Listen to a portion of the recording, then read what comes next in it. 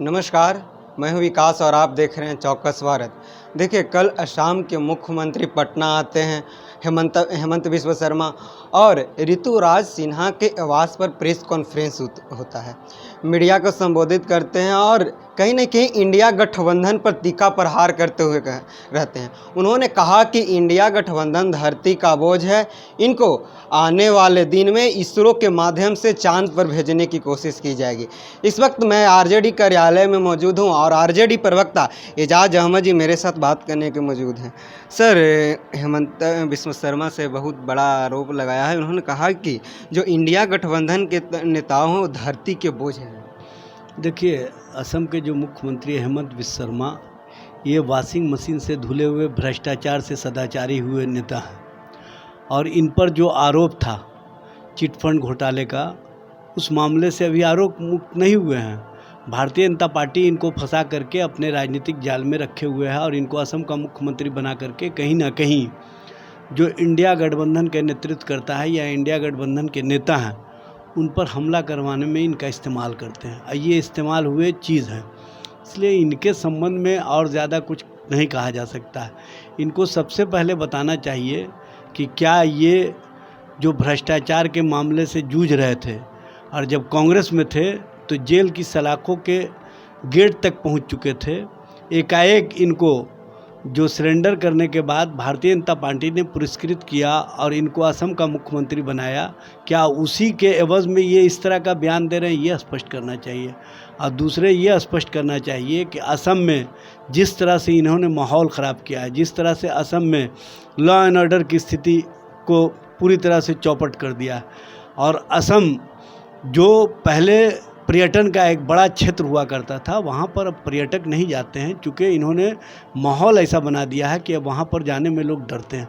इस तरह की राजनीति करने वाले हेमंत बिस्वा शर्मा इंडिया गठबंधन के निर्माण के बाद से जब इनके प्रधानमंत्री नरेंद्र मोदी बेचैन हैं तो इनकी बेचैनी स्वाभाविक प्रक्रिया है और ये उसी बेचैनी का कहीं ना कहीं प्रकटीकरण है जो इस तरह का बयान दे रहे हैं। उन्होंने कहा कि इसरो के हम बोलेंगे कि एक ऐसा यंत्र बनाओ जिससे इंडिया गठबंधन के नेताओं के चांद पर भेज दें। भाई, ऐसा यंत्र बनाने की आवश्यकता नहीं है। इसरो के वैज्ञानिक चंद्रयान पर जिस तरह से भारत का डंका बजाए हैं, ये वैज्ञानिकों को बधाई देना चाहिए और इस तरह की बातें करके वो कहीं ना कहीं कटाच कर रहे हैं और कहीं ना कहीं अपने राजनीति के लिए इसरो और इसरो के वैज्ञानिकों को भी ये अपने अनुसार ढालना चाहते हैं, जो कहीं भी अब किसी तरह से उचित नहीं है।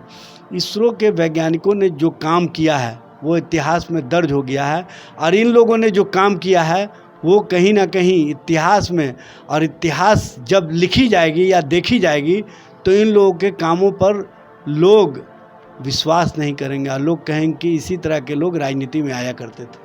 सर, मीडिया जब उनसे सवाल कर रही थी तो इंडिया गठबंधन के नाम लेती, लेकिन वहाँ पे चुप कराते हुए कहा कि इंडिया गठबंधन नहीं, घमंडिया गठबंधन बोली। देखिए, सबसे बड़ी बात यह है कि हेमंत बिस्वा शर्मा तो प्रधानमंत्री नरेंद्र मोदी जी के कहीं ना कहीं वाहक हैं, लेकिन जब प्रधानमंत्री नरेंद्र मोदी जो प्राइम मिनिस्टर ऑफ इंडिया कहलाने में गौरवान्वित महसूस करते हैं, जब वो जिस देश के नाम से प्राइम मिनिस्टर कहलाते हैं उस देश का ही अपमान करते हैं इंडिया से घमंडिया कह करके, तो इससे ही समझा जा सकता है कि किस तरह की राजनीति भारतीय जनता पार्टी कर रही है।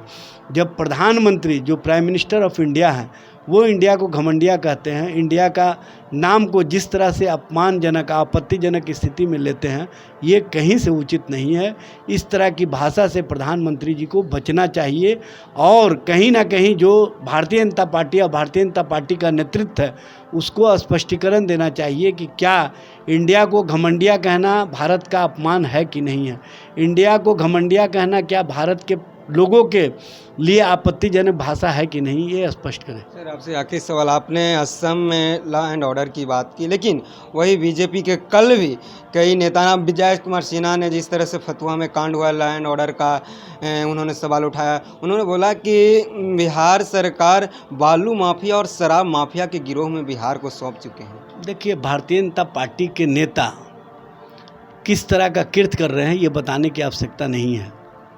अब भारतीय जनता पार्टी शासित राज्यों में एनसीआरबी का रिपोर्ट उठा करके देख लीजिए, अपराध के मामले में नंबर 1 पर है महाराष्ट्र, नंबर 2 पर है मध्य प्रदेश, नंबर 3 पर है उत्तर प्रदेश, और जो अमित शाह जी का शासित क्षेत्र है, जो उनके अधीन क्षेत्र है दिल्ली, वहाँ पर अपराधी लगातार हत्याएं करते हैं, अपराध की घटनाएं करते हैं और पुलिस कोई कार्रवाई नहीं कर पाती है, पुलिस हाथ पर हाथ धरे खड़ी रहती है। ये स्पष्ट करता है कि देश के अंदर भाजपा शासित राज्यों में किस तरह की अनार्किज्म की स्थिति पैदा हो गई। ठीक है, बहुत बहुत धन्यवाद। आप सुन रहे थे आरजेडी के प्रवक्ता एजाज हमें। इन्होंने साफ तौर पे कहा कि इसरो की कोई ऐसे यंत्र बनाने की ज़रूरत नहीं है, उन्होंने बनाया और हमारे जो वैज्ञानिक हो वो पूरा विश्व में अपना डंका बजाया है। लेकिन जिस तरह से हेमंता विश्व शर्मा ने लगातार इंडिया गठबंधन पर आरोप लगा रहे थे, इन्होंने कहा कि हेमंत विश्व शर्मा वॉशिंग मशीन के धोया हुआ आदमी है, इनको कांग्रेस शासन में इनको जेल के मुख पर पहुंचा दी थी, लेकिन बीजेपी में पलटी मार के और जिस तरह से नरेंद्र मोदी इंडिया गठबंधन पर अपना बेतुका बयान देते रहते हैं, उन्हीं के यानी कि उन्हीं के सेना जो असम के मुख्यमंत्री हेमंता विश्व शर्मा हैं वो भी देते हैं। इन्होंने कहा कि हेमंत विश्व शर्मा जिस तरह से शाम में लॉ एंड ऑर्डर की धज्जियाँ उड़ा दी हैं, वहाँ जो पाठक स्थल था उसको भी उन्होंने समाप्त कर दिया है। आप भी अगर इस वीडियो को देख रहे हैं तो अच्छा लगे तो लाइक और शेयर जरूर कीजिएगा। धन्यवाद।